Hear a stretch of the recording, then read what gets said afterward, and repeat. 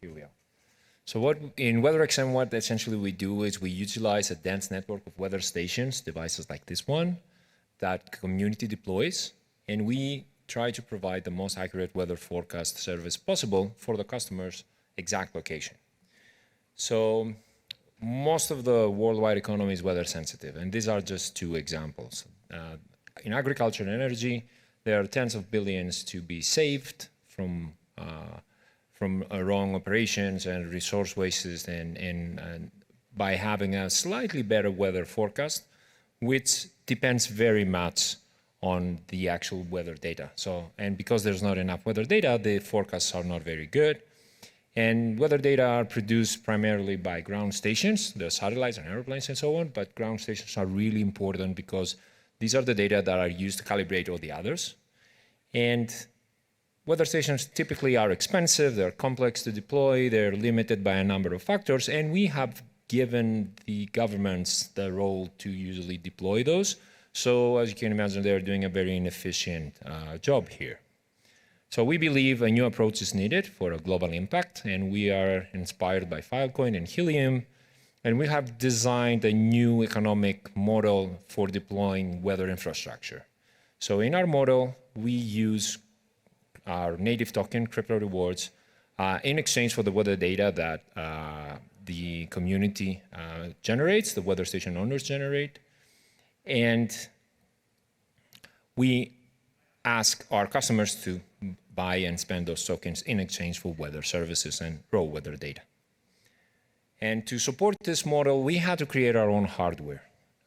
This device is one of the 3 devices that we have, 3 types of hardware that we have, and it's designed specifically to be rolled out in large quantities. So to make it as easy, as simple as possible for community members to deploy it. And it's energy and communication autonomous. So that means you just put 2 batteries, it has a solar panel, you just put it out there and magically works, doesn't need anything. This particular one connects to the Helium network. But the most important aspect of it is we added a crypto chip that signs the payload from the GPS and from the sensors. So we essentially have cryptographic proofs about weather conditions and proof of device and proof of location on chain.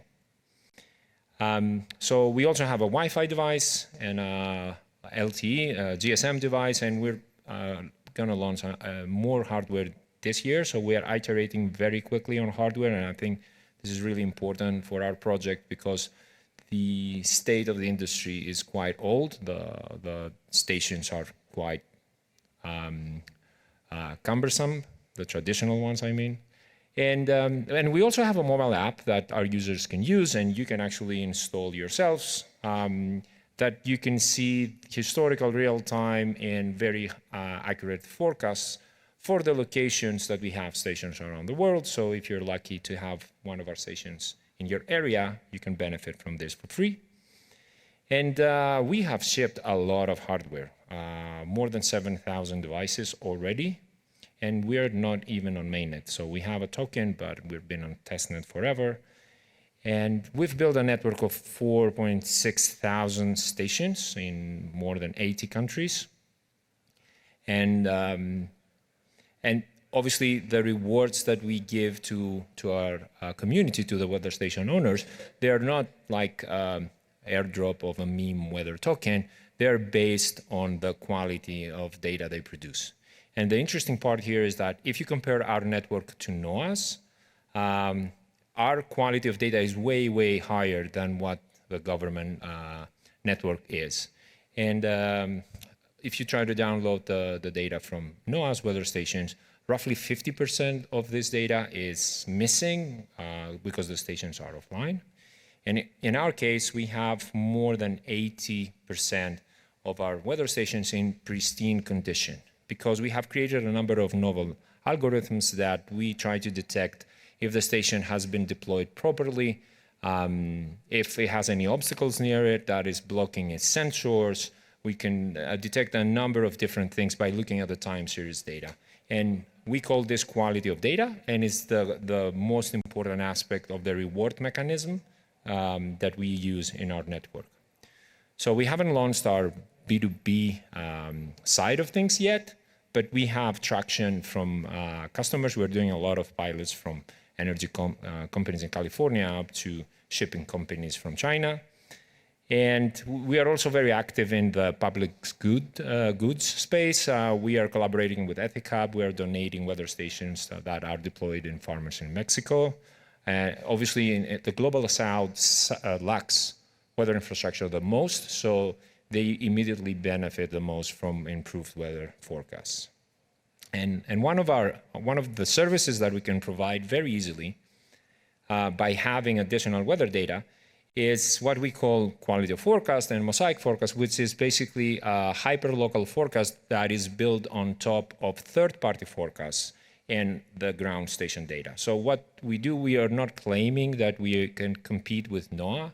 NOAA operates on a $7 billion annual budget, and they actually spend $1.2 billion just to maintain their weather infrastructure for those 13,000 stations. So huge waste of money. But anyway, but they do a global forecast, and that's not easy. So they do a global simulation of Earth. They use supercomputers. They're using super old legacy Fortran code, but that's another problem. And yeah, so we input those forecasts from NOAA, from the European agencies, from multiple meteorological companies, global ones, that they have different models, therefore produce different forecasts. So those forecasts are contradicting each other. And we use our ground station to detect which forecast is the best for that location per element and day ahead.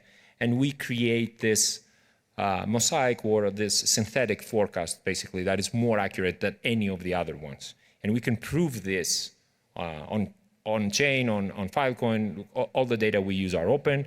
And basically, this is a huge tool to convince our customers that our service is superior. Marla, how am I doing on time? Should I go into? Awesome. So I have a small demo here. I wasn't brave enough to do it live, so I have a few slides. So this is a portion of the infrastructure, the cloud infrastructure we have, which relates to data management. And as you can see, unfortunately, a huge chunk of it is in AWS. So I think, especially in different projects, it's really difficult to decentralize the whole thing and make it like a protocol. So in our case, we're using a lot of AWS infrastructure to transform data and to calculate this quality of data that I mentioned before, and therefore finalize like how many rewards each station should get. And that's not cool for the crypto world. In my point of view, it shouldn't be that way. So with the help of Tableland and Filecoin, we have a parallel stream where we export the data to decentralized infrastructure, and we are doing the same calculations again. We are providing mechanisms for anyone in the community to validate that the rewards that we're giving are actually the ones that we should. We're using another project of the Protocol Labs ecosystem that is called Bacalao, Compute on Data, which is another super cool project.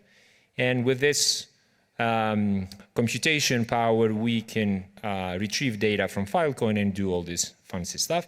So I'm just going to very briefly show you how this looks like if you try to do it. So it's just 3 simple steps. Step number 1, you go to our Intex website, the network website that has all the data, because we export all the data of the project on a daily basis. You select the day that you want to use, then you select the Docker container of the quality of data algorithm that the latest one that we have published. You fetch the rewards, you execute, you send a job to Bacalao with the data, and then you fetch the rewards. So this looks something like this. We have a GUI there that is also hosted on IPFS. You can select or download your Parquet files, S3 large files of the network. And then you execute a command, a Bacalao command, which is like a Docker execution that you specify which data set you want to use, what is the name of the station you want to calculate the quality of data 4, and a number of other parameters.